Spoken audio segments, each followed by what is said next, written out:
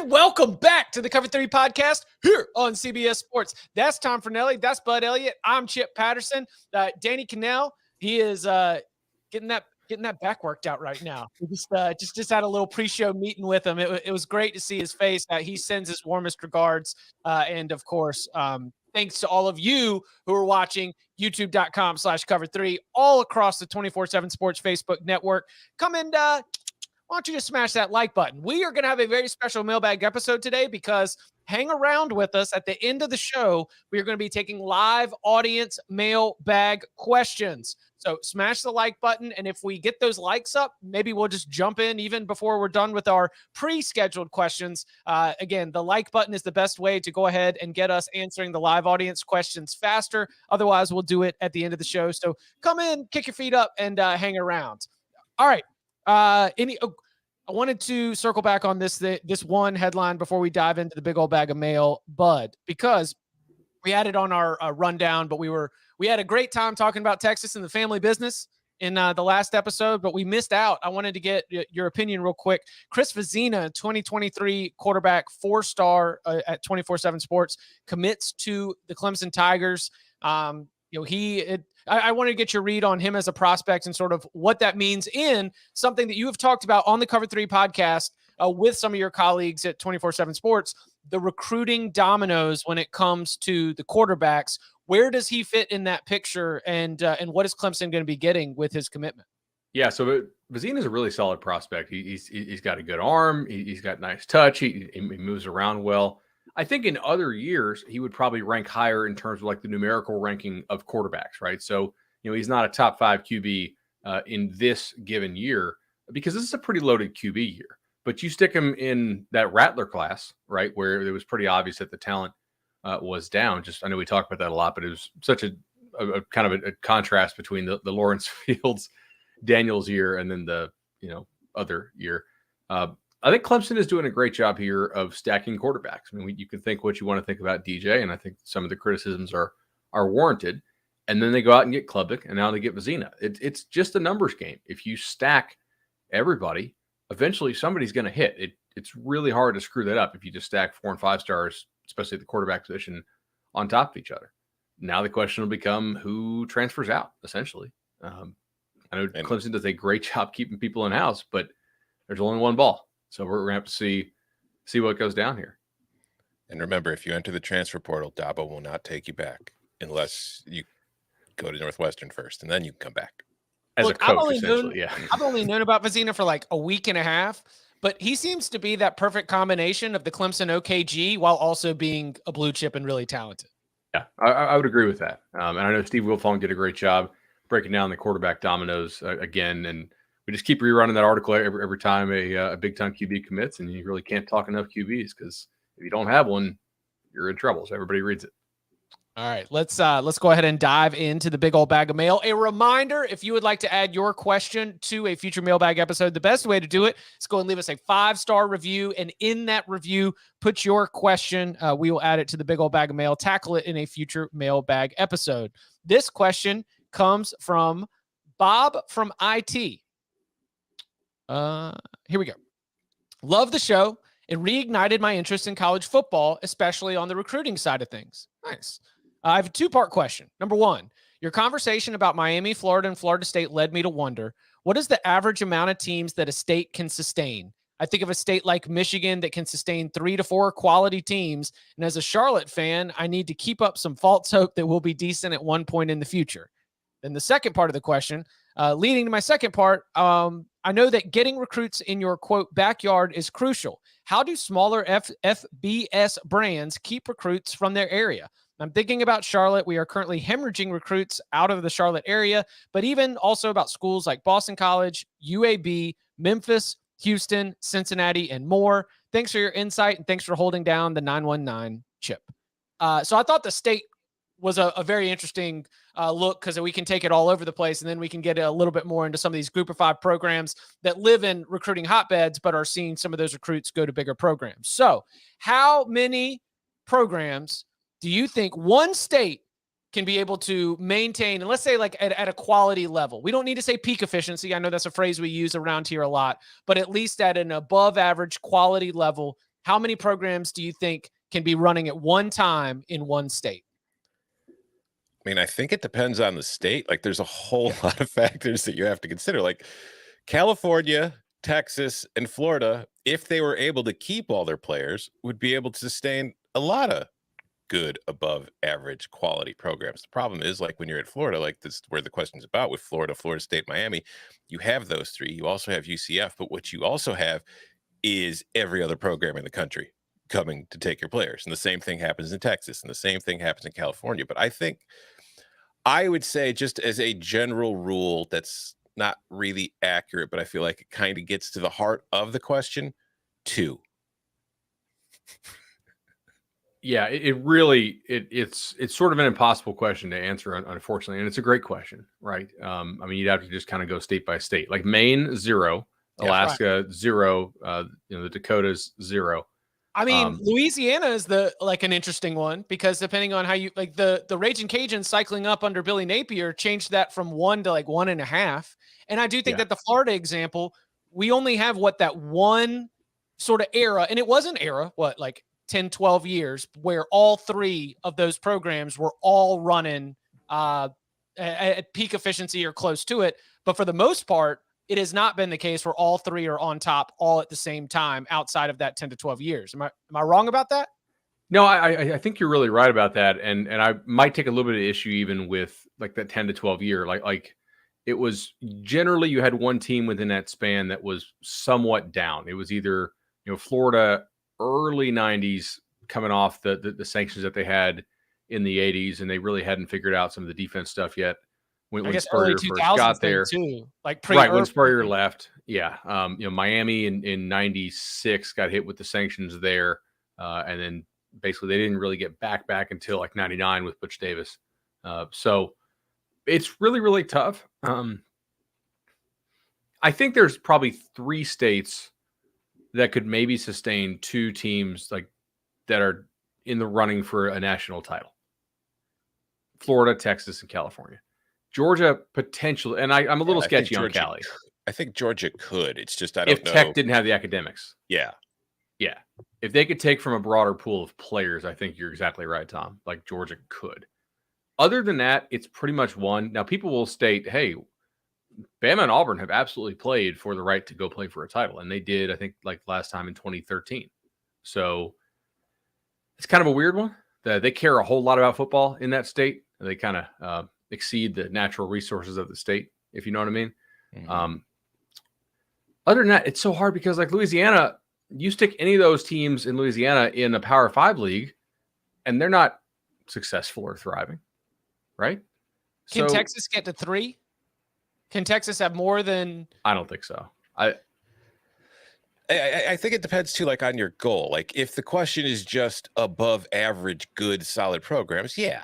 If it's how many teams can one state produce that are competing for national titles, none of them are going to be able to do more than 2 at a time. I think you're right about that. 2's probably your cap. Okay, so for Bob from IT, he is a Charlotte 49ers fan, and he was asking, and this can sort of bridge into what the 49ers and what some of these other programs that live in recruiting hotbeds and are seeing those prospects go elsewhere, North Carolina has North Carolina and NC State, and it's got Wake Forest, and it's got Duke, and it's just north of a very good and burgeoning Coastal Carolina program. It includes App State, one of the best programs in the Sun Belt, and now Charlotte's trying to look for some of that as well. Is there a way that Charlotte's going to be able to find success in a crowded state when it comes to FBS football? Yeah, it's an interesting question. Tom, go ahead, because I think I took it a different way than Tom did. So Tom, go first on this. Sorry. I would just say that like the question, the way he phrased it was we watch all these other programs come in and just steal all the local talent. And it's well, they're not stealing them. These kids want to go to those programs for reasons, because they're more established programs. Charlotte is a new FBS program without really any kind of foothold. So if you're Charlotte, the odds of you getting to that level with all the history that those programs have, and also the conference that you play in, it's not great. But what you have to do is you have to take the kids that nobody else wants, or at least not the other, the other programs are kind of looking over. You have to find the 3 stars and below, the kids who aren't being as heavily recruited, but who you see something with that you could fit and mold and develop. And that's what, like Charlotte, if it's going to have success, that's what they have to do. They have to be a development program, the get old and stay old philosophy. And then with the era of the transfer portal, plug and play holes, maybe from guys who went to North Carolina or NC State originally and just couldn't find a place to the field there. Go bring them into your program and find spots for them. And then you could compete within your conference. But as far as being that kind of Power 5 program, your odds are very much against you ever getting there. Exactly right. I took it more as a process question, if we can go there for a moment, sure. as far as like talent identification. So Charlotte may have their camp and Will Healy, there, and they got a kid who they think is really good. There's a couple ways you can play this. One, you can recruit the kid hard, realizing that you're not going to likely get him once some of the big boys get on the kid. But that may be a cool thing to do anyway, because you can impress your boosters. Hey, look at this kid. You show them these articles on 24/7 Sports. He's given us a lot of love. I think it's going to be a long shot. We're going to fight our best. That's great, as long as you realize it's an act, and you have to make sure you have somebody you can sign in the background. So finding somebody who will actually say yes to you and then show up to the dance with you is really, really important. And sometimes, like, you do see teams continue to recruit guys who they're just not going to get. Like an example that I saw up close and personal was Willie Taggart continuing to try to get Evan Neal. And I know there are people that told that staff, you guys ain't getting Evan Neal. Like, it ain't happening. Look at the season you're having. That kid's not going to take a chance. He's going to go to Bama. And he did. So you got to, like, finding the sweet spot of who you can actually get is really important, so that you're not wasting your time on your choice A, you're really not going to be able to get. And then by the time you get to option B or C, you're late to the party. Even if option B and C should have been your A, because you have to, signability is an important factor here. Do you give, he mentioned Boston College as another one of those. I know that you've said you think Jeff Hafley does a good job of identifying guys that, even if they're not going to end up at Boston College, he does seem to at least have a beat on getting in early on players that are going to end up being signees at bigger programs. Yeah, Jeff Hafley in Boston College rate pretty well. It's not an official metric, but it's something I do track as far as who was among the first to offer these kids before the Bama and Georgia and Ohio State sweep in, and they do a really nice job there. But I don't think that they waste all their time trying to sign kids who they're not going to get.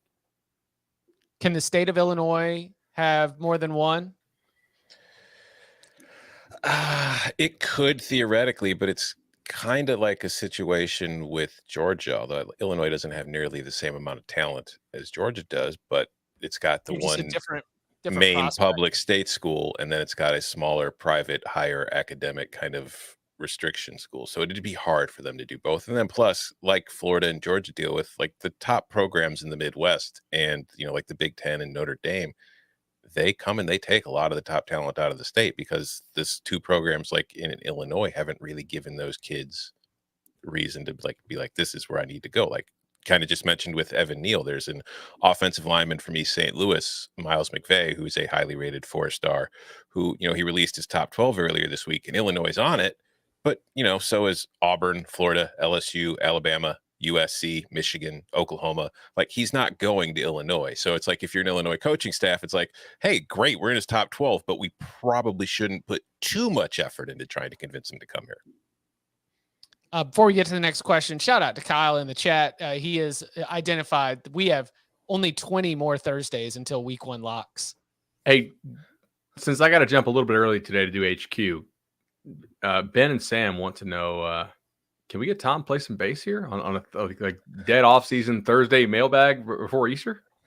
No, not right now.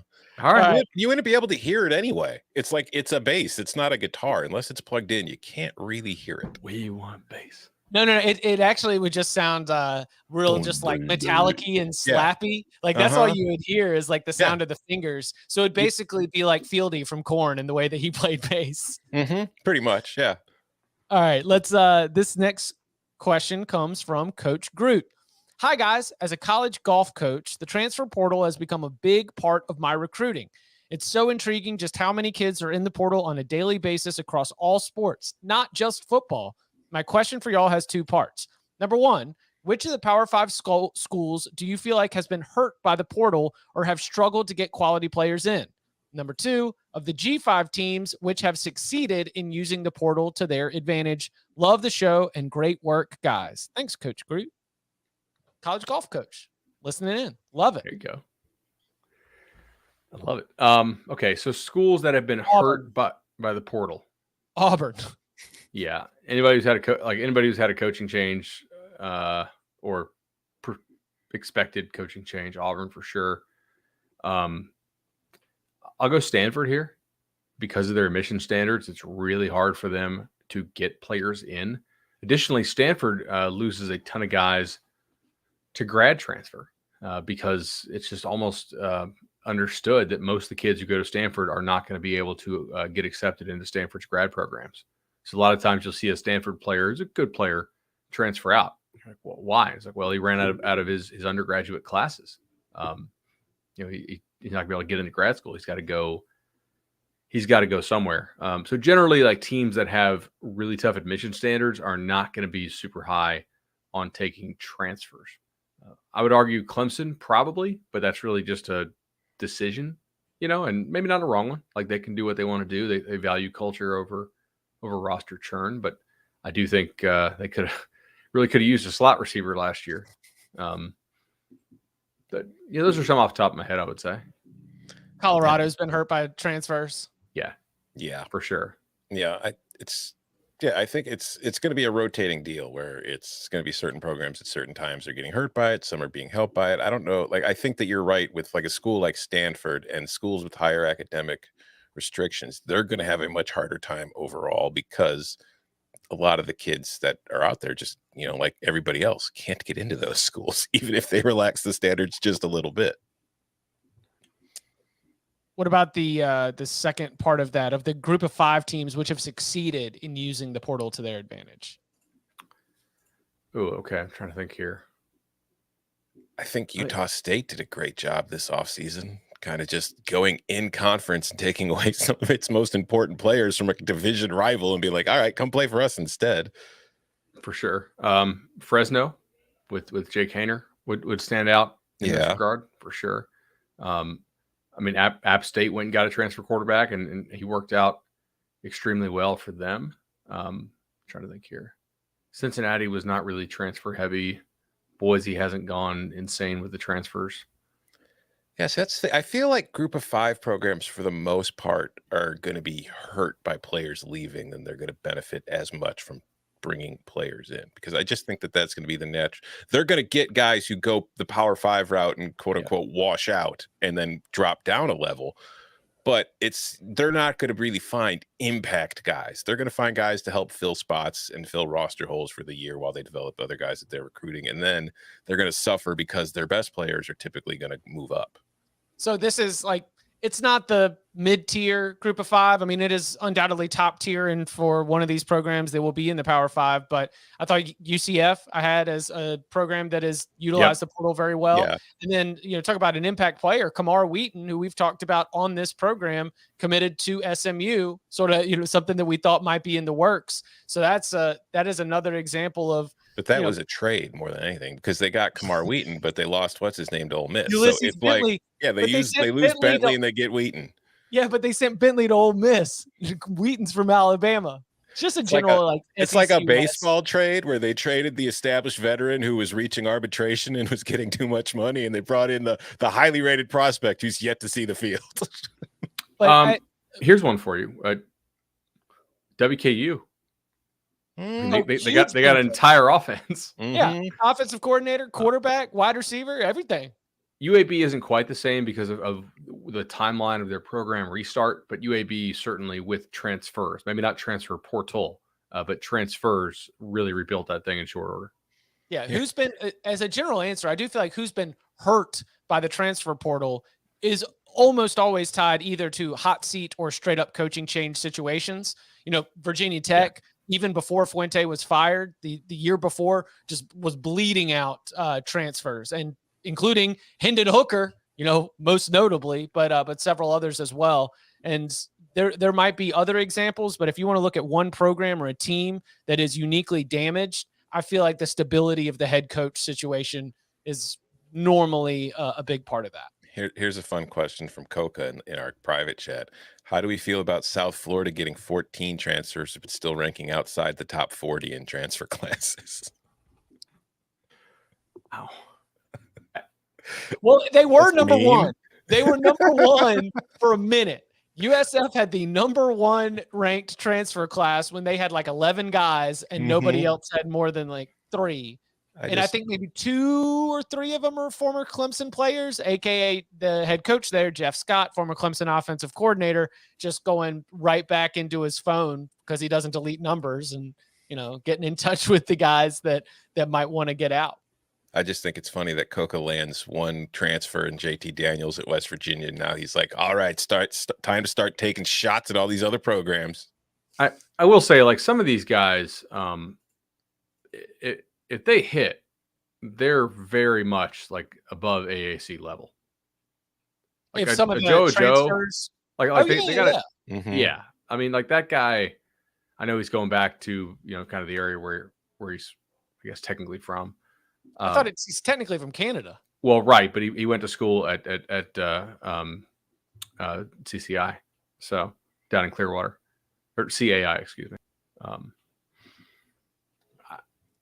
It's not a bad class. It's just like I like James Gordon out of Minnesota. I thought he was really, really productive for Plant City. They're not impact guys at the Power 5 level. It's also, very tough for me to look at any program cracking that top 2 to 3, 4 in that conference. Like, can USF cycle out of the basement? Yes. I do think that you are still should. Yeah, I think you're still a year away at least until you're starting to apply for that penthouse application. I would agree. Coming up on the other side, we talk a lot about, the West Coast football and West Coast college football and how college football is better when we've got Pac-12 with playoff contenders, national championship contenders. So let's take a closer look at USC, Oregon in the context of West Coast dominance. All that and more next. Ladies and gentlemen, may I have your attention? I am honored to be here. My appointment is a 4-year sentence term. They want to turn me into a Black Martha Stewart? You kept your political dreams a secret from me. I'm your wife, not one of your girlfriends. I'll choose my causes. Understood? Madam First Lady.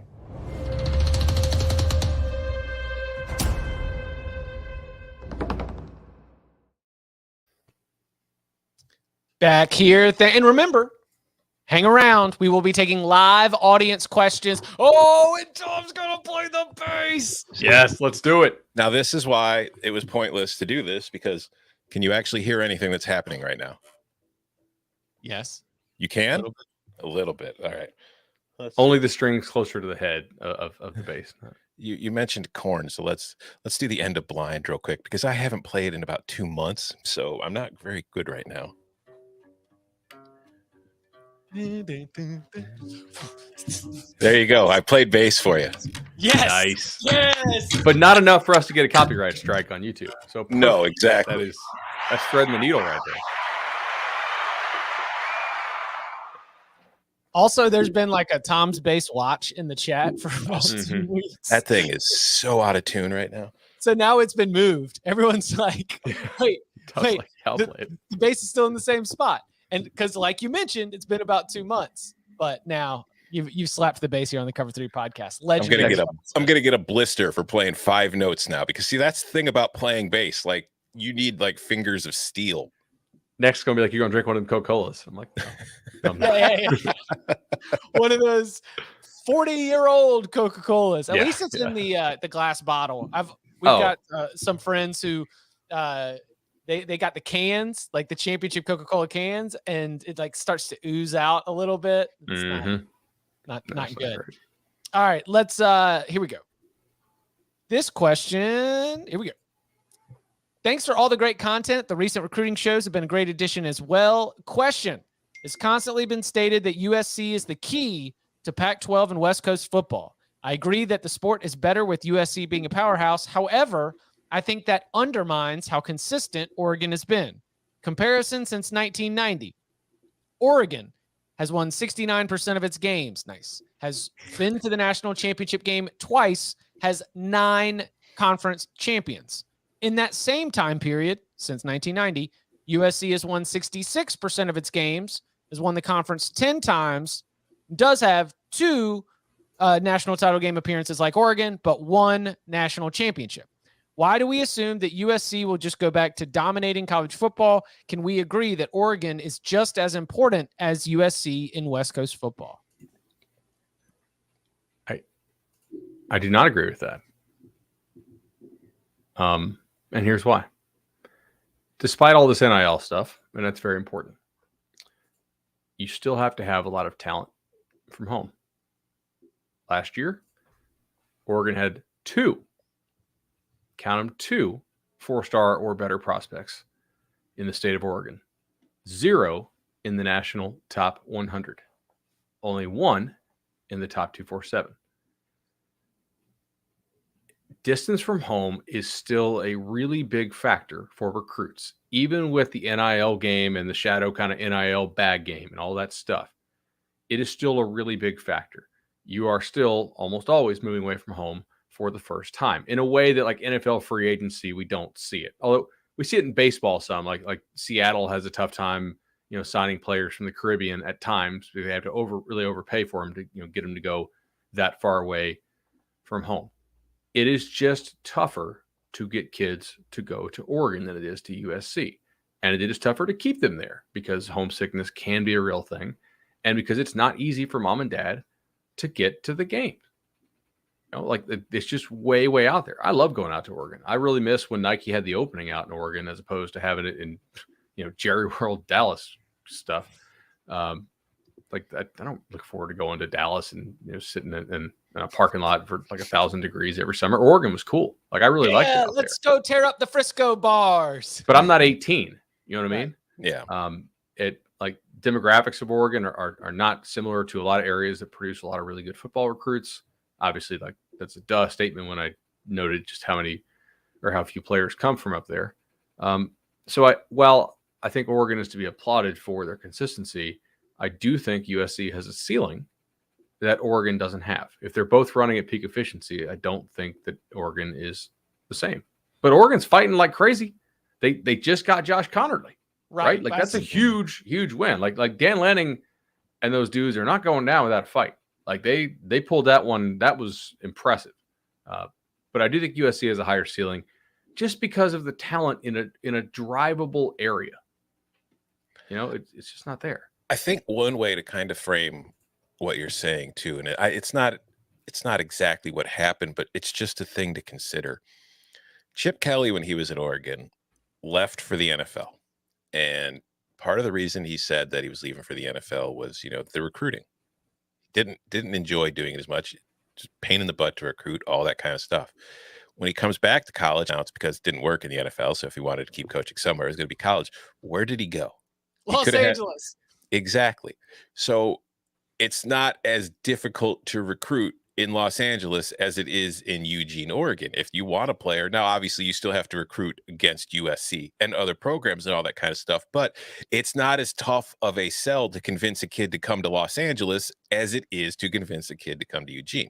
That said, I do agree with the questioner in that it's important for both Oregon and USC to be good for the Pac-12, because if you just have USC, look at how the ACC has been viewed the last few years, where it was just Clemson laying waste to everybody. It's okay, they're getting to the playoff, but nobody considered the ACC to be a strong conference. Everybody was saying, well, Clemson's got an easy path. They don't have to play anybody. So, and as soon as Clemson slips up a little bit, they get thrown to the side. They can't afford a loss. So I think just overall, it is important to have, whether it's Oregon or USC or anybody else, to have 2 strong programs for the strength of the conference, for the national relevance, to keep them in the conversation and to give them a place at the table. And also, once you kind of get that established and Oregon keeps winning, and that's another part of the problem too that they've had, whereas, they had Chip Kelly, they were winning, he leaves.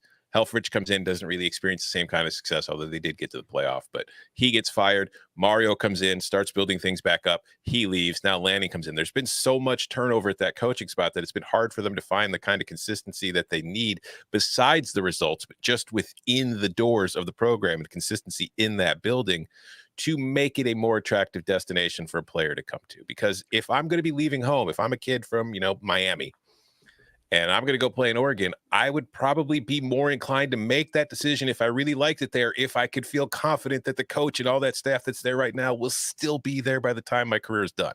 2 straight coaches, Tom, have left for places with better talent. Because Yeah. not only did Taggart, Mario, yep. Taggart did as well. And like that, I remember that being some of the debate about the Lanning candidacy was, is he going to want to go, quote unquote, back home to Georgia, or back east? And like the guys who have succeeded there, they did a tremendous job recruiting. I mean, like you could say what you want about Taggart and Mario on-field coaching and program management, how easy or not easy it is to work for those dudes. Those guys know how to recruit. Like that's what got them jobs initially. So you have to just recruit your butt off to be top 10 at Oregon. Like that's an amazing job recruiting. I think that it's also I was going back and I was looking at USC was running things. And that period when Oregon was on the rise, they had to get past USC. And those Oregon USC games were massive. And they felt like they had a lot of implications. There was a lot of narrative packed into it. But the idea was that if Oregon was going to get to the top of the Pac-12, if Oregon was going to be able to get to national championship games, they had to dethrone USC. Now USC has to do it, right? Yeah. Now USC has to get past Oregon, and that's why, like you said, Tom, to have them both, they are very, very different. They are on different, parts, way up north and then all the way as south as you can get. To be able to have both running as powerhouses is phenomenal for creating some balance in the national college football landscape. Yeah, the Pac-12 needs like USC Oregon to be an event that people outside of the Pac-12 care about. Yeah. Right. And it was like when Chip Kelly had things rolling on the way up, the Chip Kelly, Pete Carroll, like those games were huge. Yeah, I agree with you wholeheartedly. All right, let's go. This thing was just right up the middle. This is questions from Mr. Johnny Dunn, and it's pretty basic, but it's fun, and it brings me to something else I want to say in just a little bit. But if 2019 LSU hypothetically played 2020 Alabama in the postseason on a neutral field, what do you think would be the result?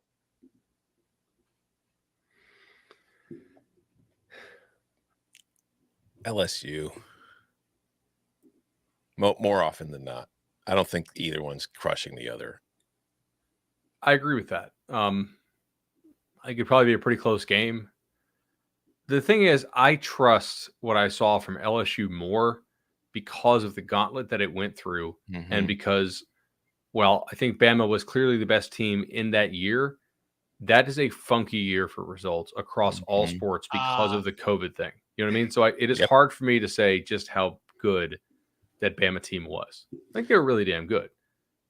They also clearly were on a mission, and I think had a big advantage over some other teams in the sport as far as how much they practiced in the offseason together.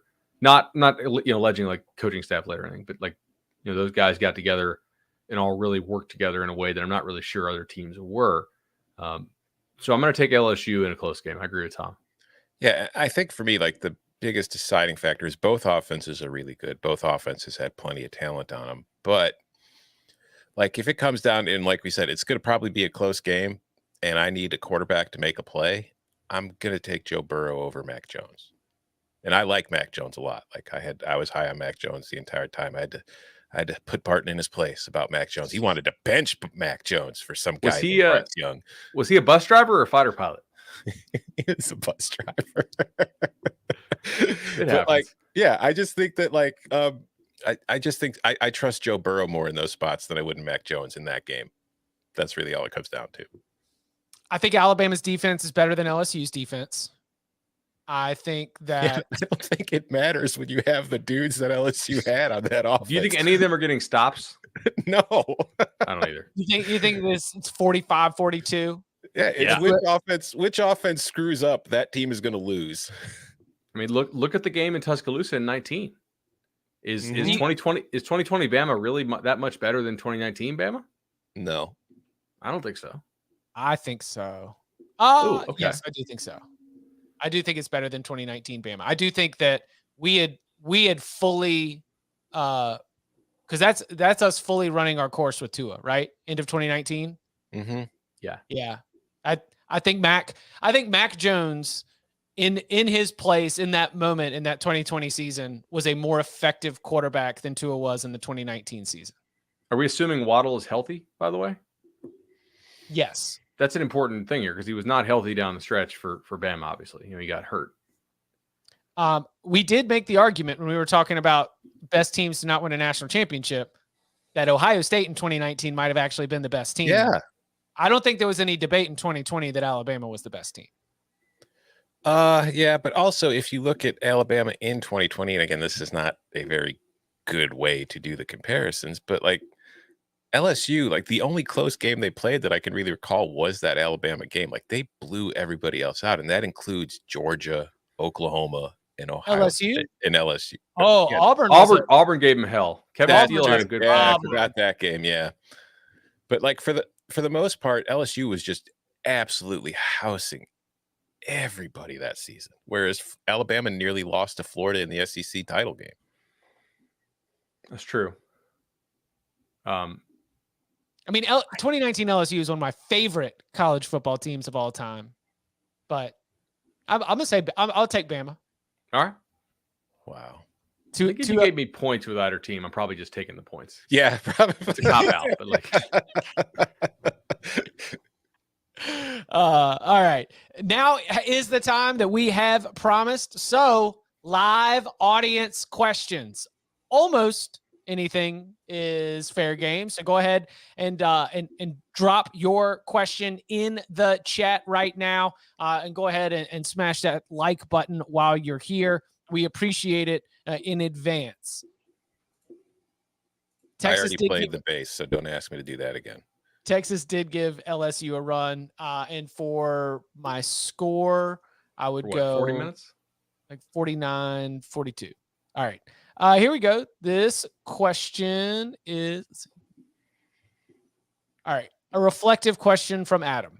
For the guys, what was the craziest sporting event or game you were able to experience? For me, being a UNC student and beating Duke in the Final Four, I will remember that night forever. Mine's kind of similar to that one. Illinois, Arizona, Elite Eight, Rosemont Horizon, Allstate Arena, the comeback with Darren Williams and Dee Brown in 2005, where they were down, what was it, like 12 and with like 3 minutes left, and they came back to win the game. That was the craziest event I've ever been to. I do think that 2013 Rose Bowl with the comeback against Auburn was like being on the field for that was pretty interesting because it was so crazy. And at the end, it was, you kind of knew what they were going to run because they talked about it all week. Like, hey, if we get down here in the tight zone, Auburn is very vulnerable to play action because their backers shoot gaps on run immediately. And it's like, all right, they saved a timeout because Chad Abrams got out of bounds and Benjamin done. But it was almost anticlimactic in a way because like once they got the pass interference, they got 4 shots in a timeout with a minute. So, but that was crazy. Like Kermit Whitfield's kickoff return, a fake punt actually working. Auburn had FSU signals, which was absolutely insane. Once they put the Gatorade towels up, their yards per play like more than tripled, which is, that would have been pretty crazy if they lost a national title game because, yeah. I will say another one. 2005 was a hell of a year. That wasn't crazy. Did you go to that? The Illinois-Arizona game? Oh, yeah. Yes, that is what I was talking about. Yes. Yeah. No, not the Rose Bowl with Texas. No. But the World Series that year, like it wasn't a crazy game as far as Illinois-Arizona standards or anything like that. But the game 2 of the World Series between the White Sox and the Astros, when Scott Podsednik hit the walk-off, I felt like my soul was going to leave my body and I was going to ascend directly to heaven when that happened. I normally run off, being in the stadium for Deshaun against Lamar in 2016. that same season for Deshaun to Renfro to win the national championship. The next year, I was there for Tua in overtime against Georgia. But honestly, in 2019, just being in the building, the second round game between Duke and UCF when it was Taco Fall against Zion, and everybody had done freaking tail of the tapes on this. And on the opposite sideline is Johnny Dawkins, Duke all-time Duke great, somebody who Coach Krzyzewski loves. And, everything about that 2019 Duke team was out of this world and oversized and so much hype building into it. And UCF almost won that game. UCF played so well and even had Andre Dawkins, I think it was Andre, one of Johnny Dawkins' sons had a chance to be able to have a putback that I think would have tied it or maybe even given UCF the win. And the yelps and screams and just sort of to be courtside for that and feel everything that was going on in that moment was emotionally exhausting, and I didn't care about either team. So I will always remember that as one of the craziest sporting events to have been up close in person for. To give a football answer, I will say, in a way, the title game this year, it was a good, entertaining game, but I think you also combined it with the fact that because of COVID, I hadn't been in person to a game in a couple of seasons. So to be at the first game back and for it to be that kind of entertaining and exciting at the end was pretty cool. Although just as a fan of the sport, I wish I hadn't been in the press box and had to be like, yes, excellent play. Very well. I'd have rather been like the Georgia coaches who came streaming out of the box to go run down to the elevator to get down there in the celebration, just screaming their asses off. That is I don't know how many fans know about that side of it. That is a sneaky, awesome thing to witness. The winning coaches at a big game like that, them hooting and hollering, because the elevators get held for the assistant coaches. If you want to be down on the field, you need to do it before the 5-minute mark or the 10-minute mark. They'll tell you in the press box. There's some moment where it's hey, if you're not in the elevator and down on the field by this moment, you're not going to be there till after the game is over because we're holding it for these coaches. And those assistant coaches are just, woo! I mean, there's stains of dip spit from how much they're screaming down the hallway. And a lot of them are our age. And what's a celebration if you're sort of mid 30s to early 40s that you probably shouldn't do on air with your arms where Degeneration X, you definitely see cross shots going to they're just fired up. And yeah, man, it's and for the losing ones, they're pissed. They're throwing their play sheets and all the stats that the stats people bring them every quarter, and it's looked like a bomb hitting that Alabama coaching box. Oh, yeah. My wife used to volunteer for LSU's press box because her mom worked there, and she's got a list of which coaches were the biggest jerks.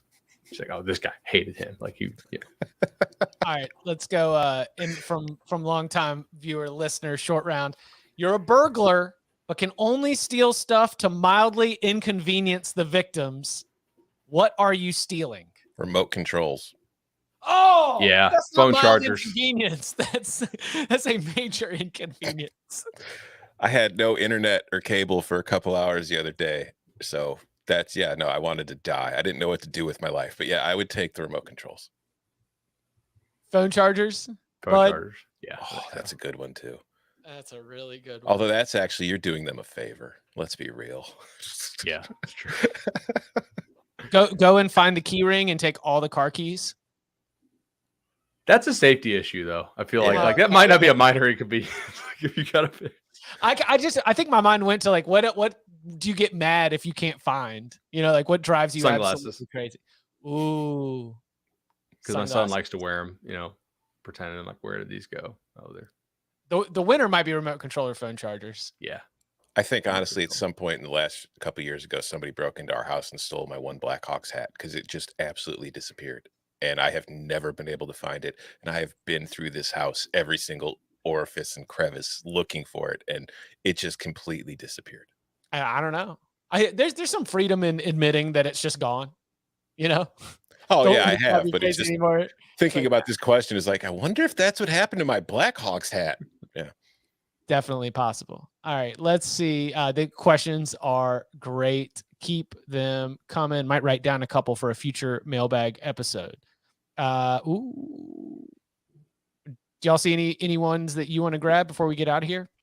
The one from Gary on Oregon's offensive line against Georgia's defensive line in the opening game, I think, is kind of interesting. All right, from Gary, based on the players each team has now, do you think Oregon's offensive line will be able to get a push versus Georgia in both of those teams' 2022 opening game? I think if you're going to get them, you want to get them now, right? Yeah, I mean, but the offensive line will be just kind of as raw as the Georgia defensive line. So I don't know. I feel like, when do they get back? Do you think Lanning, though, has any kind of edge in knowing what beats those guys, seeing as how he's like, he knows all their weaknesses. So he's going to be able to scheme up something like, how can we, beat this front? Because I know what they're weakest at. I think that he does have somewhat of an advantage over Georgia for understanding like what bothers them, and maybe, okay, hey, thinking back, what was our emergency plan if this guy went down, right? Or this guy went down, because those guys haven't gone down; they've just gone on to the NFL. But on the flip side, Kirby has installed this defense at Bama and at Georgia, and I think he very much probably understands which parts of this defense are easy to pick up and which parts of this defense are not easy to pick up early on for a new program. So my guess is that Kirby will be able to talk to Monken and say, hey, for instance, all this trips to the boundary and stuff, and not Florida, excuse me. But like, if you look at what Florida did to Bama, if Richardson could read it out a little bit better, or Jones, like, they had a lot more plays wide open. I mean, they could have dropped a 50 burger. Their QBs didn't really read it out. Mullen does a nice job screwing with what Nick and those guys want to do, and probably because Mullen practiced it, all day against Grantham, right? Who is now back on Bama staff. He's part of that kind of saving tree. They all run that same system.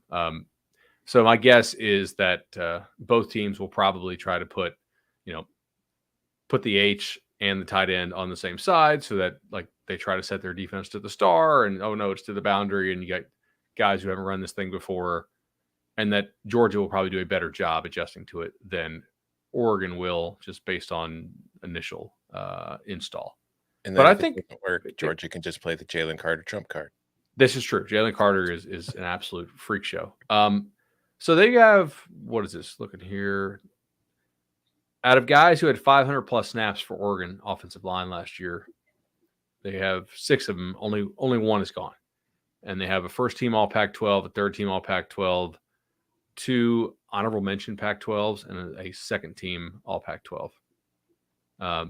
Now that's not all from 2020 or 2021. 2 of those guys were 2020, which was a 4-game year, I think, for that league. So a little sketch, but Oregon's fairly experienced up front. They should be okay. What about for the opposite? Is the Oregon defensive front going to be okay against Georgia's offensive line? No, I'm a little skeptical on that. That's what's so funny is like, that's where it could really come undone. We talk about Dan Lanning's institutional knowledge of this Georgia defense, how Oregon's strength with everything that he has inherited, it really starts up front and being able to win at the line of scrimmage. But I think that Georgia can probably play bully ball against Oregon's defense. Maybe it would take a phenomenal performance by a talented, but potentially, like, is it going to be a size issue? I don't have their heights and weights pulled up right now, but I don't have Oregon in my mind as a massive defensive front in terms of height and weight. I don't think either team should run the ball. I think Bo Nix and Stetson Bennett should each drop back 75 times and just let it fly. Yeah. If you look at Georgia's offensive line, a guy like Amarius Mims couldn't start there. Right. Yeah. They have Broderick Jones and Warren Erickson and yeah, exactly. McClendon's back, Van Pron's back. The only guys who's gone are Schaefer and Jamari Sawyer. And Jamari was really damn good player. Not that Schaefer wasn't. I mean, they're both gone, but they have 4 of their top 6 back. So I'm fairly confident Georgia will be good on the offensive line. Yeah. All right, let's do one more. This question is from Morgan. Do you think if Louisville were to look for another head coach, do you think Jeff Brom would say no again? He just signed an extension. That deal? Yeah. I don't know. It's going to depend on the buyout on that extension, but I don't know. Like, honestly, it'll probably depend on how Purdue does this year. Like, if, like, at the time when that Louisville job came open and they flirted with Braum and he turned him down and he stayed at Purdue, things were looking very trending up for the Boilermakers in that program with the talent he was able to bring in. I feel like they've kind of plateaued a little bit recently, so maybe it would be more appealing for him to go home. But also, if I'm looking at Louisville right now in that athletic department and a lot of the stuff that's been happening there, maybe he'd just rather avoid it altogether. Ooh. I will say, Y'all figure your own business out and come back and call me in a little bit, kind of thing. Mm-hmm. I'm trying to find the buyout here as I talk, but I will say that Louisville has done a really good job with NIL. Like, they're not one of the flashiest NIL programs out there, but they have done a good job with it. I think recruits recognize that they do a good job with NIL. It's among ACC programs, one of the better as far as like the private funding it has. It's not one of these just solely reliant on the TV contract. They do have some big donors. I agree with Tom, though, like the instability in the athletic department seems never ending. And that could be a detractor. And from everything I know, and I don't know Jeff Brown, but like, people at Purdue are happy with him. And from my understanding is he's happy there. So I don't feel like he's looking for a situation to get out. That would be another reason why the instability would be a turn off. We'd like, everything institutionally at Purdue is, I'm not worried. I'm not looking over my shoulder. I'm not trying to figure out what kind of the power dynamics are. Like everybody's pulling in the same direction. Yeah. My read on Purdue from an athletic department standpoint is definitely a little bit. Look at Matt Painter. He's been there for like 85 years. You know what I mean? It's like Purdue is not the kind of athletic department where it's constantly trying to churn out coaches. And, it's like, you're not doing good enough. It's like, nah, man, we're pretty happy with what you're doing. And we think you could do even better. So let's do it together. That's something to be said for that. You can follow him on Twitter at Tom Fernelli. You can follow him at Bud Elliott 3. You can follow me at Chip_Patterson. Gentlemen, thank you very much.